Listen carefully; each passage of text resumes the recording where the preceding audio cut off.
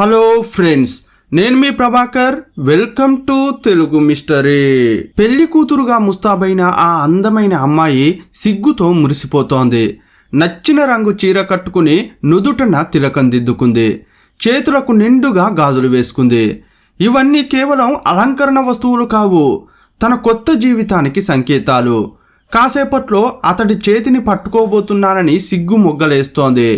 ఇంట్లో ఎవరికీ చెప్పకుండా వచ్చినందుకు కొద్దిగా బాధ, భయం ఉన్నా ప్రియుడిపై ఉన్న ప్రేమ ఆ ఆలోచనలను పక్కకు నెట్టేసింది. ఆ రోజు జూన్ 18, 2009. అది కర్ణాటకలోని హసన్ బస్టాండ్. అక్కడికి వచ్చిన ఆ అమ్మాయి పబ్లిక్ టాయిలెట్లోకి వెళ్ళింది. ఆమె వెళ్ళి చాలాసేపు అయినా బయటకు రాకపోవడంతో అక్కడున్న జనం గుంపులు గుంపులుగా చేరారు. లేడీస్ బాత్రూమ్ గది ఒకటి చాలాసేపటి నుండి లోపల నుంచి లాక్ చేసి ఉందని మాట్లాడుకుంటున్నారు. బయట ఉన్నవారు ఎంత అరిచినా లోపల నుంచి ఎలాంటి స్పందన రావట్లేదు. చివరికి వేరే దారి లేక తలుపులు బద్దలు కొట్టారు. తలుపు తీయగానే లోపల ఉన్న దృశ్యాన్ని చూసి అంతా నిశ్చేష్టులయ్యారు. అక్కడున్న ఆడవాళ్ళైతే బిగ్గరగా కేకలు వేశారు. ఆ దృశ్యం చూసి వారి కాళ్ళు చేతులు వణకడం మొదలైంది.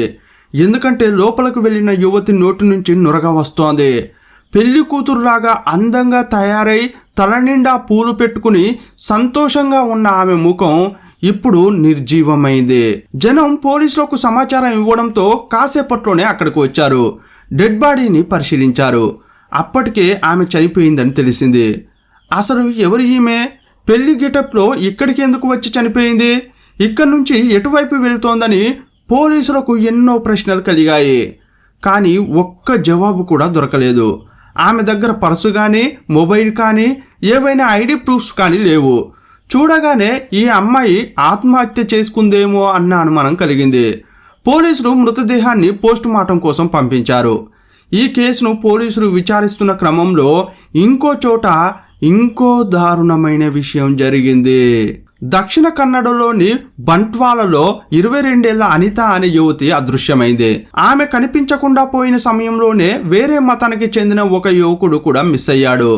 కుటుంబ సభ్యులు ఇద్దరి కోసం గాలించారు, కానీ ఎక్కడా ఆచూకీ దొరకలేదు.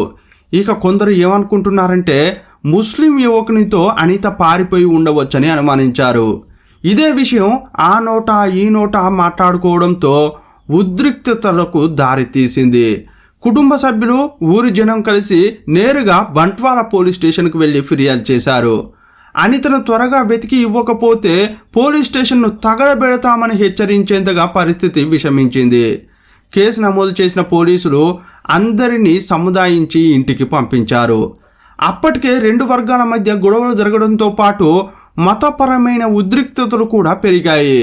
ఇలాంటి సమయంలోనే వేరే మతానికి చెందిన యువకుడు అనితను తీసుకెళ్లాడనే వార్త అగ్నికి ఆజ్యం పోసినట్లయింది. జనం వీధుల్లోకి వచ్చి నిరసనలు మొదలుపెట్టారు. పోలీసులపై ఒత్తిడి పెరిగింది. బంట్వాల పోలీసులు ఈ కేసును సీరియస్గా తీసుకుని రంగంలోకి దిగారు. పోలీసులు అనిత కేసును విచారిస్తున్న బంట్వాల పోలీసులకు హసన్ బస్టాండ్ టాయిలెట్లో దొరికిన శవం గురించి సమాచారం అందింది. వెంటనే ఆ స్టేషన్కు వెళ్ళి వివరాలు తెలుసుకున్నారు. అక్కడ దొరికిన డెడ్ బాడీ మరెవరిదో కాదు, అదృశ్యమైన అనితదే అని తెలిసింది. ఇంతకీ ఆమె పెళ్లి కూతురు వేషంలో ఎందుకు వెళ్ళింది? అంటే ఆ యువకుడు పెళ్లి చేసుకుంటానని నమ్మించి మోసం చేశాడా? ఆ బాధతోనే ఆమె ప్రాణాలు తీసుకుందా, లేక ఇంకేమైనా జరిగిందా? బంట్వాలలో తప్పిపోయిన ఆమె హసన్లో ఎందుకు చనిపోయింది? పైగా చనిపోవడానికి పబ్లిక్ టాయిలెట్నే ఎందుకు ఎంచుకుంది? దీనిపై ఎలాంటి క్లారిటీ లేదు.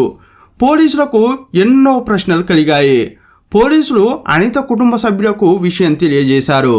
మీ కూతురి శవం హసన్ బస్టాండ్ టాయిలెట్లో దొరికిందని ఎవరూ గుర్తుపట్టడానికి రాకపోవడంతో పోలీసులే అంత్యక్రియలు చేశారని చెప్పారు. ఆ మాటలు విన్న అనిత కుటుంబ సభ్యుల రోదనలు మిన్నంటాయి. కడసారి కూతురి మొహం కూడా చూడలేకపోయామే అని గుండెలు బాదుకున్నారు. సార్, మా అమ్మాయి ఆత్మహత్య చేసుకునే ప్రసక్తే లేదు. అనిత చావు వెనక ఖచ్చితంగా ఆ అబ్బాయి హస్తం ఉండి ఉంటుంది. అతనే ఏదో చేశాడు. అతన్ని పట్టుకుంటే అంతా తెలుస్తుందని అన్నారు. అంతలోనే పోస్ట్మార్టం రిపోర్ట్ వచ్చింది. ఆ రిపోర్ట్లో ఆమె శరీరంలో సయనైడ్ ఉన్నట్లు తెలిసింది. దానివల్లే ఆమె చనిపోయిందని నిర్ధారణ అయింది. దీన్ని బట్టి అనిత విషం తాగి ఆత్మహత్య చేసుకుందని ఇదొక సాధారణ కేసు అని పోలీసులు భావించారు. కానీ కనిపించకుండా పోయిన ముస్లిం యువకుడి ఆచూకీ ఇంకా లభించలేదు. అతను దొరికే వరకు పోలీసులు ఏ నిర్ణయానికి రాలేకపోయారు. ఇలా కొన్ని రోజులు గడిచిపోయాయి. చివరకు ఒకరోజు ఆ ముస్లిం యువకుడు దొరికాడు. ఇక హంతకుడు దొరికాడు, కేస్ క్లోజ్ అనుకున్నారు. అదే కోణంలో అతన్ని విచారించినప్పుడు అతను చెప్పిన మాటలు విని పోలీసులు నిర్ఘాంతపోయారు. ఎందుకంటే అసలు అనిత ఎవరో నాకు తెలియదు సార్, నాకు ఆమెకు ఎలాంటి సంబంధం లేదు. పోలీసులు నన్ను వెతుకుతున్నారని భయపడి నేను ఒకరి ఇంట్లో దాక్కున్నాను. అంత మాత్రాన నేను హంతకుడిని అయిపోతానా అని అన్నాడు. పోలీసులు అతను చెప్పిన దాన్ని క్రాస్ చెక్ చేయగా అతను నిజమే చెబుతున్నాడని తేలింది. నిజానికి అనితకు ఆ యువకుడికి అస్సలు పరిచయమే లేదు. వారిద్దరూ పారిపోయారని ఎవరో కట్టుకథలు అల్లారని, అందులో వాస్తవం లేదని తెలిసింది. ఆ తర్వాత కర్ణాటకలో ఇలాంటి తరహాలోనే ఒక్కరు కాదు, ఇద్దరు కాదు, 10ల సంఖ్యలో అమ్మాయిలు కనిపించకుండా పోయారు. పెళ్లి కూతురు వేషంలో శవాలుగా దొరికారు. ఈ దారుణాలతో పోలీసులకు కంటి మీద కునుకు లేకుండా పోయింది. తీగను లాగితే డొంక కదిలినట్లు అసలు విషయం చాలా దారుణంగా ఉండింది. ఎన్నో ప్రశ్నలు, మరెన్నో మలుపులు, వెరసి నమ్మలేని నిజాలను ఈ కేసులో చూద్దాం.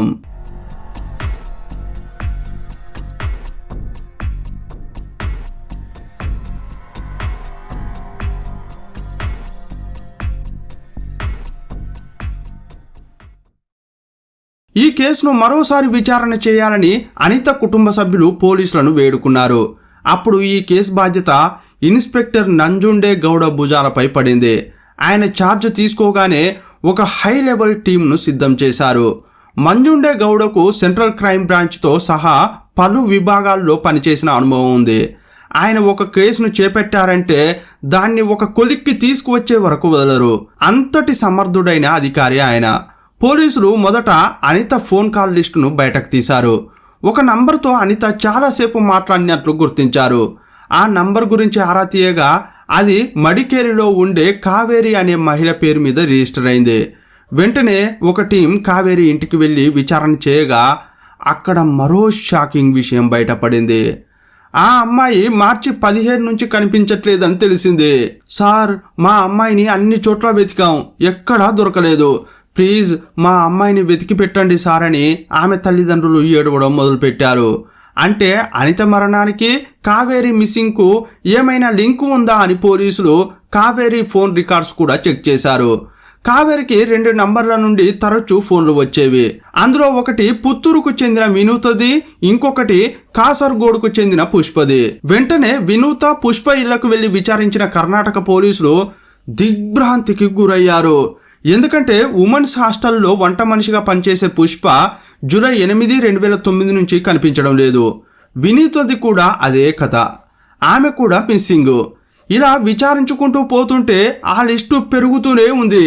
ఇది పోలీసులకు చాలా డిఫరెంట్గా అనిపించింది. వారిద్దరి కాల్ రికార్డ్స్ కూడా బయటకు తీయగా వారు కూడా ఒకే నంబరుతో నిరంతరం మాట్లాడుతున్నట్లు తేలింది. ఆ నంబరు కూడా ఒక మహిళదే. ఇంట్రెస్టింగ్ విషయం ఏంటంటే ఆ మహిళ కూడా కొన్ని రోజులుగా కనిపించడం లేదు. ఈ చైన్ లింకు అలా కొనసాగుతూనే ఉంది.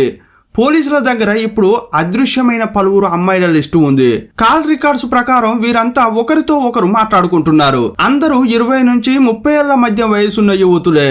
ఇది హ్యూమన్ ట్రాఫికింగా లేక కిడ్నాప్ రాకెట్ పని ఉంటుందా అని పోలీసులు అనుమానించారు. ఆ కోణంలో దర్యాప్తు మొదలుపెట్టారు. కానీ 2 కోణాల్లోనూ పెద్దగా క్లూ దొరకలేదు. అయితే వీరందరి కాల్ లిస్టును మరింత లోతుగా అధ్యయనం చేసినప్పుడు ఒక ఆసక్తికరమైన విషయం బయటపడింది. ఈ అమ్మాయిలందరూ ఒకరికొకరు కాల్స్ చేసుకున్నారు, కానీ వాడబడింది ఒకే ఒక మొబైల్. అంటే ఒకే IMEI నంబర్ల మొబైల్ నుండి ఆ కాల్స్ వెళ్ళాయి. దీన్ని బట్టి ఎవరో ఆ అమ్మాయిలను కిడ్నాప్ చేసి ఆ తర్వాత వారి సిమ్ కార్డులను తమ మొబైల్లో వేసుకుని కాల్ చేస్తున్నారని స్పష్టమైంది. ఇది పోలీసులకు దొరికిన అతిపెద్ద క్లూ. పోలీసులు ఆ IMEI నంబర్ను ట్రేస్ చేశారు. ఆ ఫోన్ ఎవరిది, ఎవరి పేరు మీద ఉంది, ప్రస్తుతం ఏ లొకేషన్లో యాక్టివ్గా ఉందనే వివరాలు సేకరించారు. ఆ మొబైల్ మంగళూరులోని దేరలకట్టె నివాసిదిగా గుర్తించారు. కాస్త కూడా ఆలస్యం చేయకుండా పోలీసులు దేరెల కట్టకు వెళ్ళి మాట వేశారు. ఒక మొబైల్ షాప్ ఓనర్ దగ్గరకు వెళ్ళి అనుమానంతో అతన్ని ప్రశ్నించగా, సార్, ఈ మొబైల్ నాదే, కానీ నేను ఇప్పుడు దీన్ని వాడటం లేదు, నా చెల్లెలు కొడుక్కి ఇచ్చానని అతడు చెప్పాడు. అతడెవరా అని ఆరా తీస్తే అతని పేరు మోహన్ కుమార్ వివేకానంద. పేరు బాగుంది కదా, కానీ పేరుకు తగిన పనులు చేస్తున్నాడా లేదా అనేది ముందు ముందు తెలుస్తుంది. ఇంతకీ ఈ మోహన్ ఎవరు? అదృశ్యమైన అమ్మాయిలకు ఇతనికి ఉన్న సంబంధం ఏంటి అనుకున్న పోలీసులు ఈ మోహన్ కుమార్ వివేకానంద జాతకం బయటకు తీశారు. అతను ఒక ప్రభుత్వ ఉపాధ్యాయుడు. అతని తల్లిదండ్రులు కూలీలు.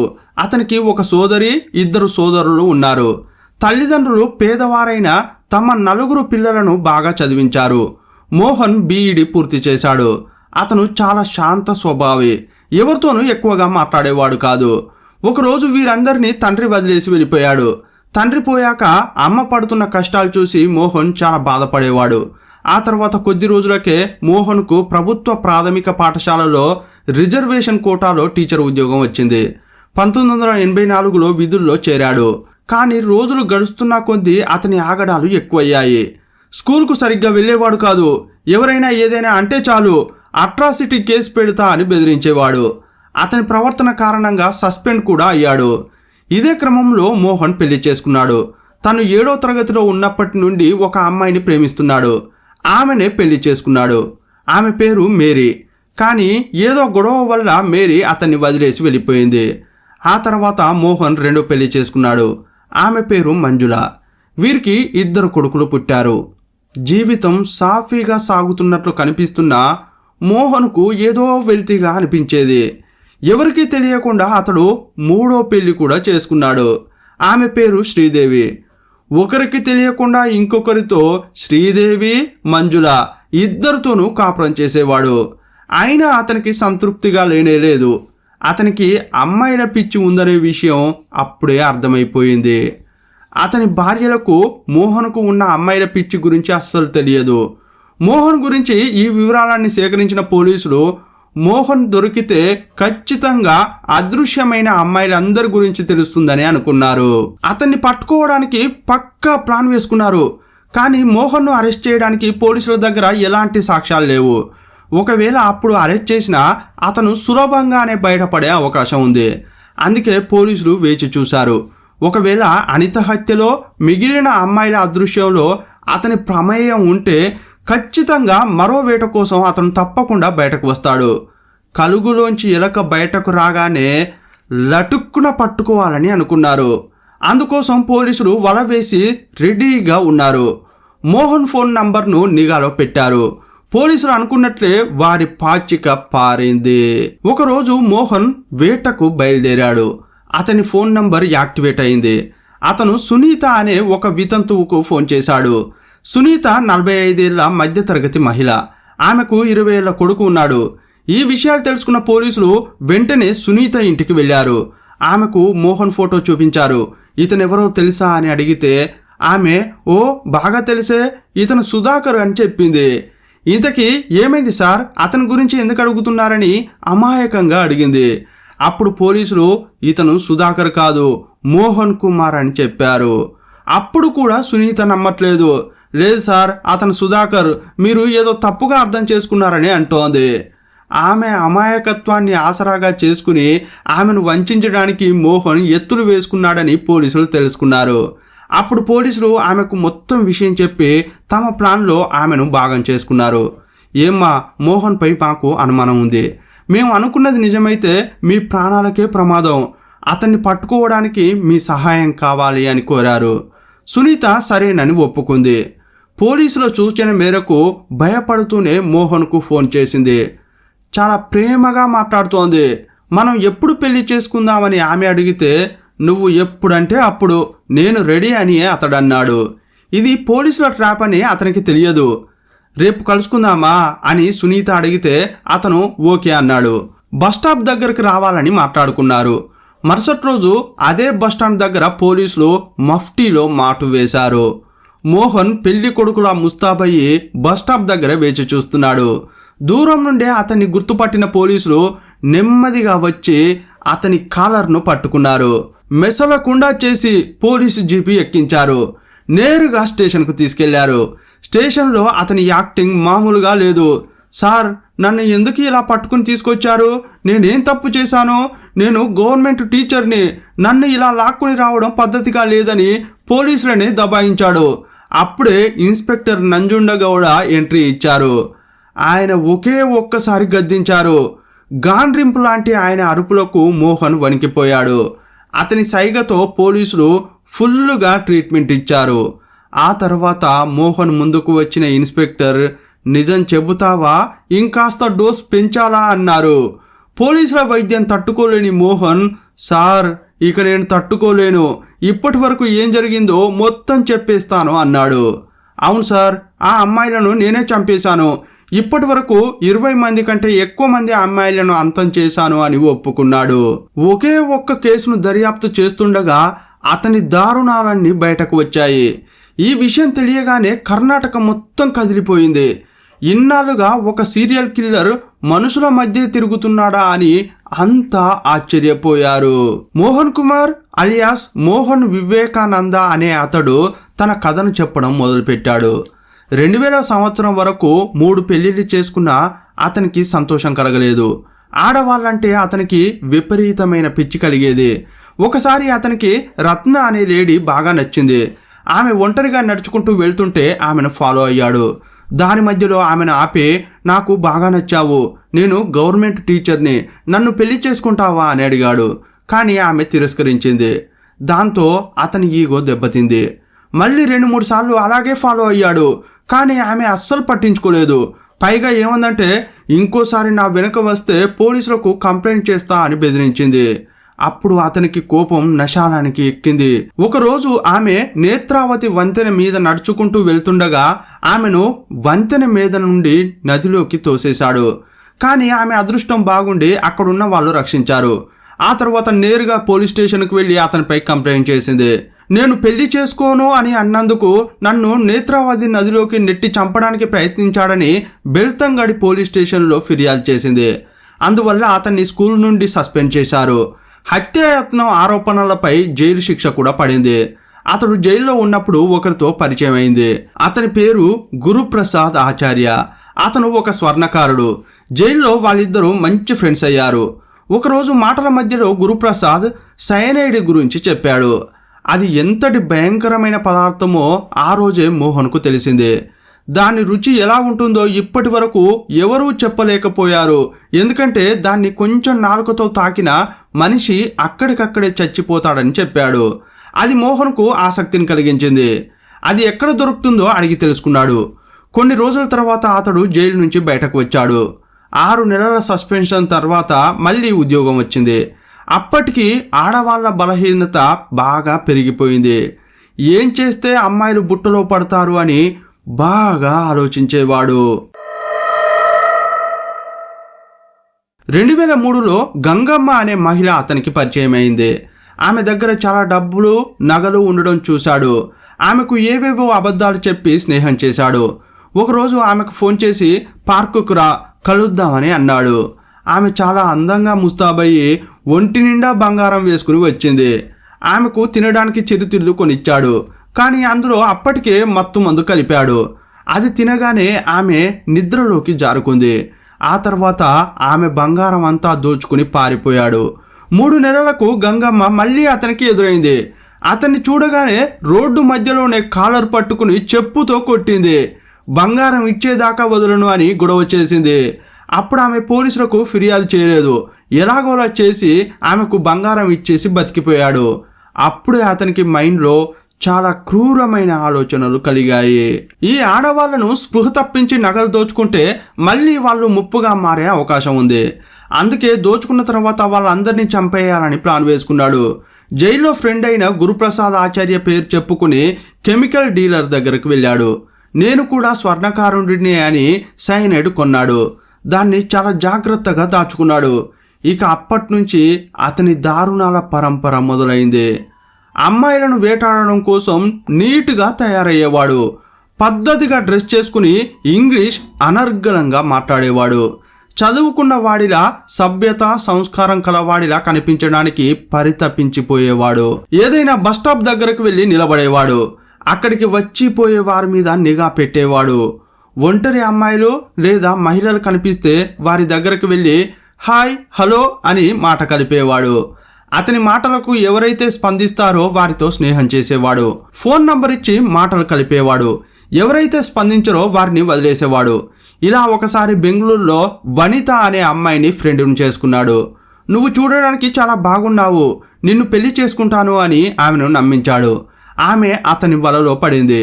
ఒకరోజు నిర్ణయించుకుని ఆమెను దూరంగా తీసుకెళ్లి సైనైడ్ తినిపించాడు. ఆమె అక్కడే చనిపోయింది. ఆ తర్వాత ఆమె వేసుకున్న నగలు తీసుకుని పారిపోయాడు. ఆమె చనిపోయిన తర్వాత ఎక్కడా కేసు నమోదు కాలేదు. దాంతో అతనికి కాన్ఫిడెంట్ పెరిగిపోయింది. ఆ తర్వాత బంట్వాలలో ఉన్న దుర్గా దేవాలయం దగ్గరికి వెళ్ళి ఒక స్వామీజీని కలిశాడు. ఆ స్వామీజీ పేరు ఈశ్వర్ భట్. ఆయన దగ్గరకు వెళ్ళి స్వామి, హత్య చేసిన పాపాన్ని ఎలా పోగొట్టుకోవాలి అని అడిగాడు. దానికి ఆయన ఒక పూజ చేస్తే పాపాలన్నీ పోతాయని చెప్పాడు. వెంటనే ఆయనతోనే ఆ పూజను చేయించాడు. ఇక అప్పటి నుంచి పాపాలు చేయడం, పూజలు కొనసాగించడం చేసేవాడు. నేరాలు వీలైనంత ఎక్కువగా చేయడం కోసం ఊరిలో ఏ అమ్మాయిలకు పెళ్లి కాలేదు, వయసు పైపడ్డ ఇంకా అమ్మా నాన్నలతో ఎవరెవరున్నారు, వరకట్నం ఇవ్వలేక పెళ్లి కాకుండా ఉండిపోయిన అమ్మాయిలెవరు అని సెర్చ్ చేసేవాడు. అలాంటి వారే అతని టార్గెట్. వారిని కలిసి ఒక జెంటిల్మెన్ లాగా నటించేవాడు. నేను వరకట్నానికి వ్యతిరేకిని, నాకు ఒక మంచి అమ్మాయి దొరికితే పెళ్లి చేసుకుంటాను అని నమ్మబలికేవాడు. అతని తేనె పూసిన మాటలకు అమ్మాయిలు ఫిదా అయ్యేవారు. మొదట్లోనే వారితో మాటలు కలిపి కులం, మతం అడిగి తెలుసుకునేవాడు. ఆ తర్వాత తనది కూడా అదే కులం అని చెప్పేవాడు. ఆ యువతి నమ్మకాన్ని గెలుచుకున్న తర్వాత పావులు నెమ్మదిగా కదిపేవాడు. చూడండి, మిమ్మల్ని పెళ్లి చేసుకోవాలని అనుకుంటున్నాను, కానీ మా ఇంట్లో ఒప్పుకోవడం లేదు, మన ఇద్దరం పారిపోయి పెళ్లి చేసుకుందామా అని పాచిక విసిరేవాడు. పాపం ఆ అమ్మాయిలు అతని మాటలు నమ్మి అతడు చెప్పినట్లు డబ్బు, నగలు తీసుకుని వచ్చేవారు. ఇలా 20 కంటే ఎక్కువ మంది అమ్మాయిలను నమ్మించి మోసం చేసి మట్టుబెట్టినట్లు పోలీసుల విచారణలో చెప్పాడు. ఆ తర్వాత వారిని ఎక్కడికో దూరంగా తీసుకువెళ్లేవాడు. వారికి తెలియని ఊరిలో హోటల్లో రూమ్ తీసుకుని రాత్రి వారితో శారీరక సంబంధం పెట్టుకునేవాడు. మరుసటి రోజు ఉదయం గుడికి వెళ్ళి పెళ్లి చేసుకుందాం, సిద్ధంగా ఉండు అనేవాడు. ఆ అమ్మాయిలు పెళ్లి కూతురులా ముస్తాబయ్యేవారు. అప్పుడు వారి దగ్గరకు వెళ్ళి ఏం చెప్పేవాడంటే, ఇది కొత్త ఊరు, నగలేమీ వేసుకోకు, పెళ్ళయ్యాక రూమ్కు వచ్చాక వేసుకుందువులే అని అనేవాడు. వారి నగలను విప్పించేవాడు. ఇక ఇద్దరు కలిసి బస్టాండ్కు వెళ్ళేవారు. అక్కడికి వెళ్ళాక ఏం చెప్పేవాడంటే, అయ్యో, రాత్రి మనం శారీరకంగా కలిసినప్పుడు ప్రొటెక్షన్ వాడలేదు, ఒకవేళ నువ్వు గర్భవతివి అయితే కష్టం, ఇప్పుడే మనకు పిల్లలు వద్దు, కొన్నేళ్ళు లైఫ్ ఎంజాయ్ చేద్దాం, ఆ తర్వాత పిల్లలని కందాం, ఇప్పుడు పిల్లలు వద్దు కాబట్టి ఇది తీసుకో అని ఒక మాత్ర ఇచ్చేవాడు. ఇది వేసుకున్నాక కొంచెం తల తిరుగుతుంది, వాంతులు విరేచనాలు కూడా కావచ్చు, కాస్త జాగ్రత్తగా ఉండాలని చెప్పేవాడు. కానీ ఆ మాత్రల్లో సైనైడ్ కలిపిన సంగతి ఆ అమాయక ఆడపిల్లలకు తెలియకపోయేది. అతని ప్రేమలో పడి అతడు ఏం చెబితే అది గుడ్డిగా చేసేవారు. ఆ మాత్ర వేసుకోగానే వాంతి వచ్చినట్లు అనిపించి వెంటనే పబ్లిక్ టాయిలెట్కు వెళ్ళేవారు. అక్కడే ప్రాణాలు విడిచేవారు. కాసేపు అతడు బస్టాండ్ బయటే అటు ఇటు తచ్చాడేవాడు. జనం గుమికూడే వరకు అక్కడే ఉండేవాడు. ఆమె చనిపోయిందని కన్ఫర్మ్ చేసుకున్నాక నెమ్మదిగా హోటల్ రూమ్కు వెళ్ళేవాడు. ఆ అమ్మాయికి చెందిన నగలు, డబ్బులు తీసుకుని చెక్అవుట్ చేసేవాడు. ఇలా అతడు చంపిన అమ్మాయిల పేర్లన్నీ డైరీలో రాసుకున్నాడు. ఇంతకీ డైరీ ఎందుకు మెయింటైన్ చేశావు అని పోలీసులు అడిగితే దానికి కూడా ఒక కారణం చెప్పాడు. సార్, నేను మోసం చేసింది ఒకరినా ఇద్దరినా, ఎవరికి ఏ పేరు చెప్పానో గుర్తుండేది కాదు, అందుకే వారి పేరు, వారికి నేను చెప్పిన నా పేరు, వారి ఫోన్ నంబర్ అన్నీ రాసి పెట్టుకునేవాడిని. హత్య చేసిన తర్వాత వారి పేరు మీద రైట్ టిక్ పెట్టుకునేవాడిని. అమ్మాయిల శవాలు వారి ఊరికి దూరంగా ఎక్కడో గుర్తు తెలియని ప్రాంతాల్లో దొరకడం వల్ల అక్కడి పోలీసులు వాటిని ఆత్మహత్య కేసులుగా నమోదు చేసి కేసు క్లోజ్ చేసేవారు. శవాలను గుర్తుపెట్టడానికి ఎవరూ రాకపోవడంతో పోలీసులే అంత్యక్రియలు పూర్తి చేసేవారు. కానీ చనిపోయిన అమ్మాయిల మొబైల్ నంబర్లను అతడు యాక్టివ్గా ఉంచేవాడు. ఎవరైనా కుటుంబ సభ్యులు ఫోన్ చేస్తే మేము పెళ్లి చేసుకున్నాం, ప్రస్తుతం ముంబైలోనో గోవాలోనో ఉన్నట్లు చెప్పేవాడు. దీంతో కూతురు ఎక్కడో ఒక చోట బాగుంది కదా అని తల్లిదండ్రులు అనుకునేవారు. పైగా పరువుకు భయపడి కూతురు మిస్సింగ్ అని పోలీసులకు ఫిర్యాదు కూడా చేసేవారు కాదు. వరకట్నం లేకుండా కూతురి పెళ్లి అయిపోయిందని కొందరు ఫ్యామిలీ మెంబర్స్ కూడా సైలెంట్ అయిపోయేవారు. పైగా అతను వారి కులం వాడే అని చెప్పడం వల్ల ఎవరికీ అనుమానం రాలేదు. అతని మీద ఒక్కరు కూడా స్టేషన్కు వెళ్ళి ఫిర్యాదు చేయలేదు. దీంతో మోహన్కు ధైర్యం పెరిగిపోయింది. ఇలా కర్ణాటకలోని వివిధ జిల్లాల్లో అమ్మాయిలను ప్లాన్ చేసి చంపేవాడినని మోహన్ ఒప్పుకున్నాడు. కానీ అనిత కేసు వల్ల దొరికిపోయాడు. 2009లో ఈ సైనైడ్ మోహన్ అనే సీరియల్ కిల్లర్ ఎట్టకేలకు పోలీసుల చేతికి చిక్కాడు. ఆ తర్వాత అతని 3వ భార్య శ్రీదేవి ఇంటి మీద పోలీసులు దాడి చేశారు. ఆ ఇంట్లో భారీ మొత్తంలో సైనైడ్, హత్యకు గురైన యువతుల నగలు తాకట్టు పెట్టిన రసీదులు దొరికాయి.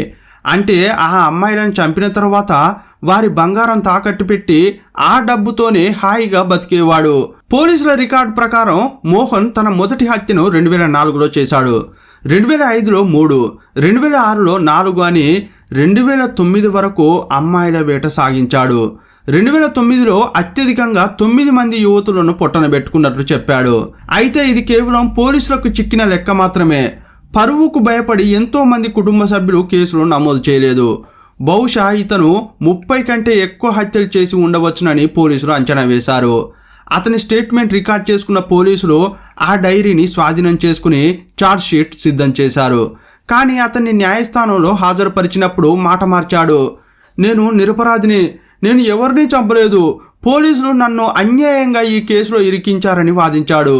నేను పెళ్లి చేసుకోనున్నందుకు బాధపడి ఆ అమ్మాయిలంతా ఆత్మహత్య చేసుకున్నారంటూ కోర్టులో స్టేట్మెంట్ ఇచ్చాడు. పోలీసులు ఈశ్వర్ భట్ అనే స్వామీజీని కోర్టుకు పిలిపించి సాక్ష్యం చెప్పించారు. ఈ కిరాతకుడు ఎంత తెలివైన వాడంటే నాకు ఏ ప్రభుత్వ లాయర్ వద్దు, నా కేసును నేనే వాదించుకుంటానని చెప్పాడు. పోలీసులు దాఖలు చేసిన ఛార్జ్ షీట్లోని కొన్ని లోపాలను పట్టుకుని వాదించాడు. కేవలం 2 కేసుల్లో మాత్రమే సైనైడ్ వల్ల చనిపోయారని రిపోర్టులు వచ్చాయి. మిగిలిన కేసుల్లో ఆ అమ్మాయిలు ఎలా చనిపోయారు అనే దానికి సరైన ఆధారాలు లేకపోవడం, పోలీసులు పక్కాగా సాక్ష్యాలను సేకరించడంలో విఫలం కావడాన్ని తనకు అనుకూలంగా మార్చుకుని చాలా కాలం వాదించాడు.